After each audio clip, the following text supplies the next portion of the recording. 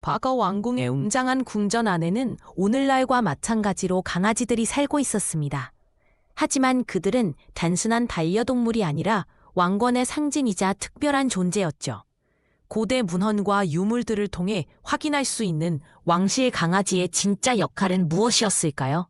이제 그 비밀을 하나씩 풀어보겠습니다. 중국 한나라 시대 황실 기록에는 강아지에게 금으로 된 목걸이를 채워주었다는 내용이 등장합니다.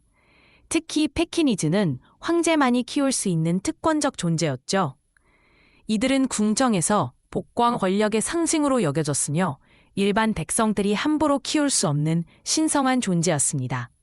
한 무제의 애완견은 특별한 대우를 받으며 궁중 생활을 했습니다.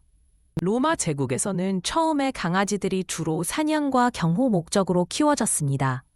그러나 시간이 지나면서 마르쿠스 아우렐리우스 황제 같은 인물들은 강아지를 진정한 반려동물로 대하기 시작했죠.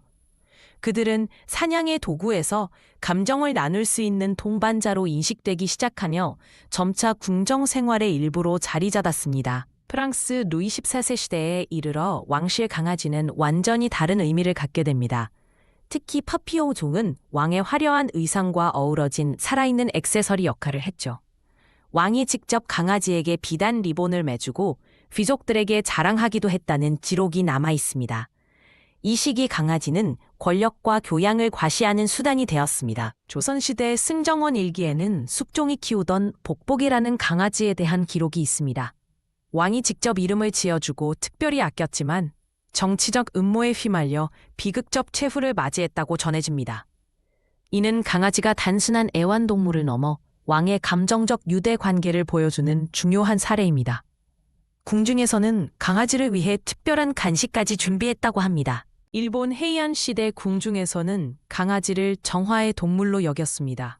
특히 흰색 강아지는 악령을 쫓는 신성한 존재로 믿어졌죠. 천황이 기거하는 건물 주변에는 항상 강아지들이 자유롭게 돌아다니며 궁궐을 지키는 역할을 했다고 합니다. 겐지 모노가타리 같은 문학 작품에도 궁중 강아지에 대한 여러 기록이 남아 있습니다. 고대부터 근대까지 수많은 예술품에 왕실 강아지들의 모습이 생생하게 남아 있습니다. 렘브란트의 토상화에는 강아지가 주인 옆에 앉아 있는 모습이, 조선의 문화에는 궁녀들과 놀고 있는 강아지들이 그려져 있습니다. 특히 유럽 왕실의 공식 초상화에는 왕의 상속의 상징으로 강아지를 함께 그리는 경우가 많았습니다. 이는 강아지가 왕실 문화에서 얼마나 중요한 위치를 차지했는지 보여줍니다. 19세기 산업혁명 이후 왕실에서 키우던 강아지 품종들이 점차 일반 백성들에게도 보급되기 시작했습니다. 특히 영국 빅토리아 여왕이 키우던 코커 스패니얼이나 프랑스에서 유행한 푸들은 서민층에도 인기를 얻었죠. 왕실의 강아지 사랑이 전 세계 반려문화의 시초가 된 것입니다. 오늘날 우리가 반려견을 가족으로 여기는 관념도 이런 역사적 배경이 있습니다. 고고학적 발굴 결과 여러 왕릉에서 강아지와 관련된 유물이 출토되었습니다. 고구려 고분 벽화에는 사냥개를 데리고 다니는 왕의 모습이, 중국 한나라 무덤에서는 강아지 모양의 청동 장신구가 발견되었죠. 이집트 파라오의 무덤에는 강아지가 미라로 안치한 경우도 있습니다. 이러한 유물들은 강아지가 죽은 후에도 왕과 함께 하길 바랐던 고대인들의 마음을 증명합니다. 왕실 강아지의 역사를 돌아보며 우리는 한 가지 중요한 사실을 깨닫게 됩니다. 비록 시대는 변했어도 인간과 강아지의 특별한 유대감은 변하지 않았다는 점이죠.